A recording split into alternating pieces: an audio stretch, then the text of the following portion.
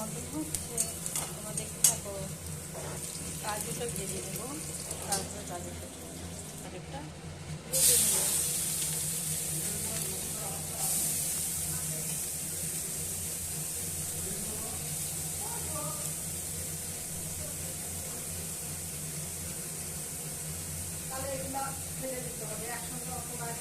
সেই জন্য আলুটাকে ভেজে নেব।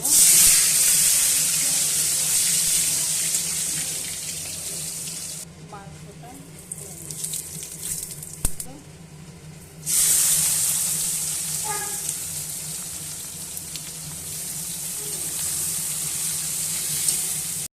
থেতো করা রসুনটা দিয়ে দেবো।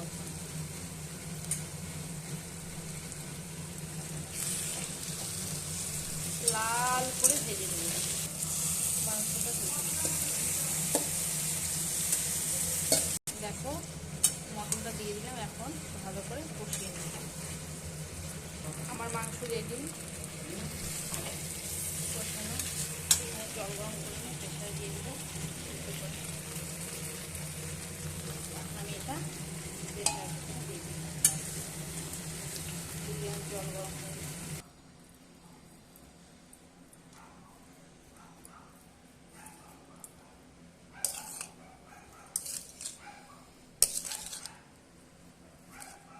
রেডি ফ্রাইড রাইস মাংস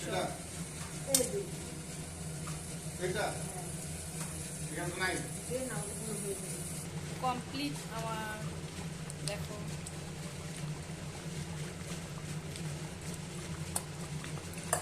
রেডি ফ্রাইড রাইস মাংস রেডি।